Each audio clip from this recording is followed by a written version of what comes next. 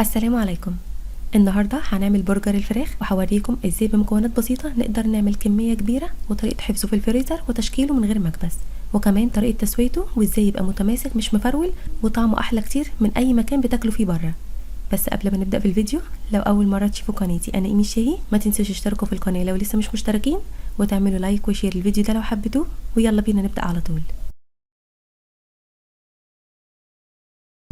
عندي هنا 3 صدور من الفراخ، تقدروا تستخدموا وراك او ميكس بين الاتنين باي كميه تحبوها. انا هقطعها مكعبات صغيره كده علشان تبقى سهله في الفرم، وبعدين هاخدها احطها في الكبه وافرمها كويس قوي علشان تبقى ناعمه على قد ما اقدر. لو عندكم مفرمه اعملوها فيها. انا هقسم الكميه هنا علشان تتفرم معايا كويس. دلوقتي هجيب ربع كوبايه من اللبن الحليب، وعندي رغيف ونص من العيش الفينو كان بايت عندي كده شويه فانا هستخدمه. هقطعه حتت صغيره كده واحطه في الحليب وهرسه كويس قوي لغايه لما يتشربه كله ويبقى عجينه بالشكل دوت. وهاخد اخر جزء من الفراخ اللي لسه مفرمتهوش وهفرمه كويس قوي مع العيش المنقوع في الحليب. فايده العيش المنقوع بالحليب انه بيخلي البرجر طري. ما تحطوش بقسماط علشان ما ينشفش معاكم. لو مش حابين تحطوا عيش فينو ما تحطوش، بس انا بحب ان انا احطه علشان بيطري شويه. وبعدين هتبل الفراخ بالتوابل ديت: 3 معالق صغيره من الملح، ومعلقه صغيره من الفلفل الاسود، ومعلقه صغيره من البابريكا، ومعلقه صغيره من الكزبره الناشفه، وكمان معلقه صغيره من الثوم البودر والبصل البودر وكاري وكركم. كل حاجه من التوابل ديت معلقه صغيره. حابين تزودوا او تقللوا من الحاجات ديت برضو زي ما تحبوا، انتوا اللي هتاكلوا على حسب ذوقكم.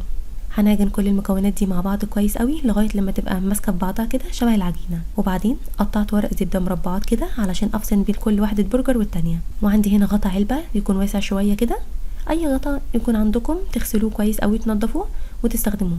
وبحط عليه كيس وباخد قطعه كده من الفراخ وبضغطها كويس قوي. ممكن نضغط عليها بحاجه مسطحه كده زي الكوبايه اللي معايا ديت عشان تطلع متساويه، او نسويها بايدينا. دلوقتي خلاص الكميه كلها خلصت معايا، وفصلت بين كل واحده برجر والتانيه بورقه زبده. احطهم في علبه وادخلها الفريزر. لما احب بقى اطلع منها بطلع في وقتها بس مش بسيبها تفك. دلوقتي بقى هنجهز الساندوتش. هحط معلقه صغيره من السمنه وهسيبها لغايه ما تسخن، وبعدين هحمص فيها العيش شويه لغايه لما بياخد كده تحميصه خفيفه. ايه فايده تحميص العيش هنا؟ مش مجرد طعمه بس، لا ده كمان علشان لما احط اي صوص على الساندوتش ما يتشربوش كده ويبقى طري كده وبايش خالص. التحميص بيحافظ على الساندوتش من انه يبوش. وبعدين هحط معلقه صغيره تاني من السمنه او زيت على حسب ما تحبوا.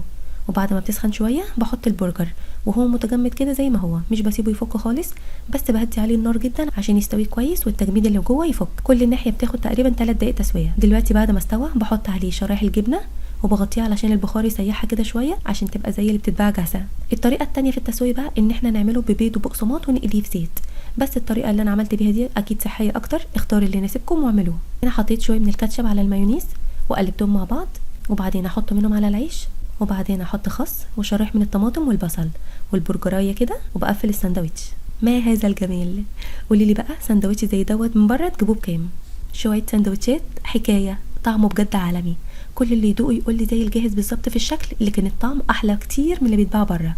انا عملت قبل كده ساندوتش ماك بس ما كانتش فراخ مفرومه، كانت زي الستريبس كده وكانت طعمها برضو حكايه.